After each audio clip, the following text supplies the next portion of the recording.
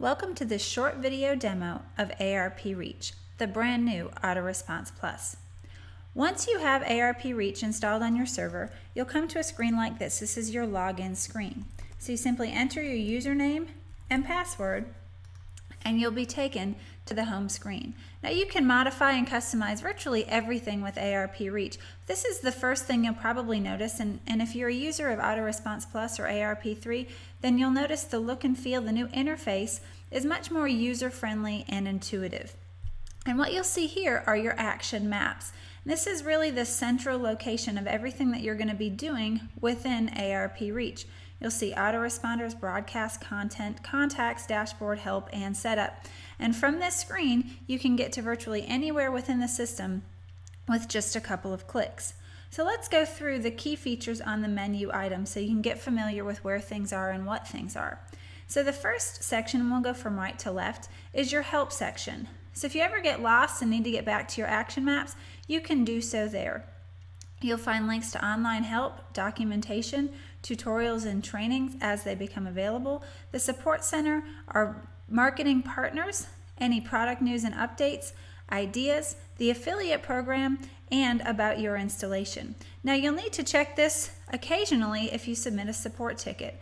So you can go ahead and click the About, click on the system, and here is where you can make sure that you have all of the system settings that you need in order to run ARP, and you can also see what version of the software that you're running. We always recommend running the most current version simply because it has all of the updates, features, bug fixes, what have you. So we always recommend checking and staying up to date with the most current version of ARP. The next tab we have up here is the setup. And you'll see as you click on it, you'll get all of your action maps for the sub-segments within. So you can see the menu has the same items as the action map has. So you have personal settings where you can change your details, license or updates if you need to check, if you need to update your existing license, any of the system settings, social networks. You're able to add at this time Facebook, LinkedIn, and Twitter profiles. Users, if you want to add additional users. So for instance, let's say you have somebody on your team that's in charge of marketing, but you don't want them to actually be able to import or export contacts. You just want them to write your marketing messages. You can assign different permission profiles and assign different users to those profiles. We also have personas, so that if you want to run multiple companies, or let's say you have a partner in your company and you each want to have an individual persona to send your emails, you can do that as well. And then you have unlimited email systems. So you may want to send transactional emails through one email system and marketing communications through another. And here's where you can set up each one of those email systems. The next tab we have at the top is contacts. Again, if we click on the link, we'll see the action maps. So you can view your contacts, add contacts, import from a file, find contacts within the system, or quickly remove contacts. arpReach also has categories. So there's a number of ways to segment and filter your lists within arpReach. One of the most useful is categories. For example, you may have a customer list and a prospect list. Aside from autoresponders and additional segments, this is a real quick and easy way to send promotions or broadcasts to large groups of folks within your arpReach system.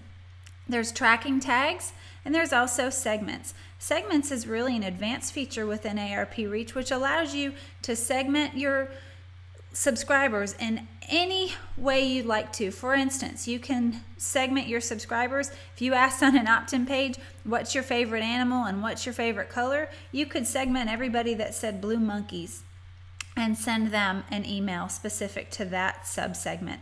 This is really, really important given the interaction that ISPs are looking for. So pay close attention to segments once you're into the system. The next section we have is content. Now content's going to allow you to create templates. So let's say you have a newsletter that you send out once a week or once a month. You can actually create that as a template so you can just simply change out content and not have to start from scratch each time. Let's say you have multiple templates that you send out. You can group those so that they're easier to organize. You can have ads. So let's say you have a regular e-zine and you have featured advertisers that you rotate out over the year? Well, you can create the ads once, save them, and then just drop them into your promotions or your e-zines with just a simple line of text with a dynamic tag. There's variables, so if you were going to have price discounts or offer different colors on things, you could use the variables. Attachments. Let's say you have an e-course that's delivered digitally over a 6-week period. Well, you could actually attach your PDFs or other documents to your messages as you send them out and you drip the content. And then we have custom fields. So you can literally have unlimited custom fields. These are similar to tags in other email applications, but you can set these up on autoresponders. You can set them up as individual on forms, as individual things that as individual fields that your customer service people fill in for you. So you can literally segment each customer and tag each customer with an unlimited number of custom fields. And then if you remember segments from a moment ago, you can then segment based on custom fields, which is a very, very solid feature within arpReach.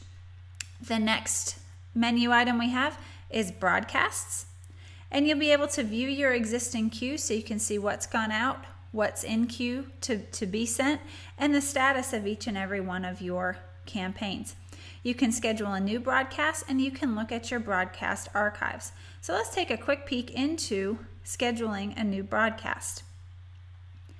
So all you do is click on the Schedule a New Broadcast link, and you'll come to the basic screen. And we won't spend a lot of time here, but you can see you can choose to send this broadcast to people within an autoresponder, in a category, those that have a tracking tag, or a segment that you've already set up. You can choose whether this is a draft. You can choose when exactly to run it, down to the specific date and time. So you could choose send at this particular time. You would approve it for sending. You can omit contacts, and you should always leave the canceled subscriptions checked to comply with CAN-SPAM. If you would like to track open rates, you'll need to check this and also use the HTML format. You can choose the sender. So remember, we said we could have unlimited email systems. So you can choose your email system, who it's from, and which persona to send from. Here's where you enter your actual message. You put your subject line in here. I always recommend, especially if you're using HTML, to choose multi-part. If you have any templates, you can add those here. You have your plain text content, your HTML content, and if you want to do it right within the window, you can toggle the editor and see the HTML editor and build your message right there. You can go ahead and always include your managed subscription link, and if you are an ARP affiliate, you can include that as well. If you have any headers and footers from autoresponders, you can add those there, as well as attachments. And then if you'd like to share this, you could go ahead and share this in any of the social networks that you have already set up over under the setup. And then if you want to include in your archives, you can do that as well. So broadcasts are pretty simple, but there's a lot of additional functionality and features if you're used to ARP3 or AutoResponse Plus. And then the last section here we have is autoresponders. So we've got two autoresponder action map items, if you will. The first is just your autoresponder and autoresponder groups. So for instance, let's say you had multiple types of products or services. You could actually group those under one heading, if you will, or one category. And that way you'll have access to them and you can sort them and kind of organize. And this is really helpful for folks that have a lot of different lists and a lot of different autoresponders. And then here you would view your autoresponder or create a new autoresponder. Let's click in to create one just so you can see how that works. So there's a lot of things that you can do to customize this. The first is just your general settings. Do you want to assign it to a group? Is it live, public and private description, and so on. You can set how many soft bounces you'd like to retry. If you want to allow form subscriptions, email subscriptions, duplicate subscriptions, and so on. Any drop rules that you'd like to set. Notifications, if you'd like somebody to be notified when the message is, when somebody subscribes to this autoresponder, you can go ahead and do that and customize what information is sent to you or an assistant or your virtual assistant, what have you.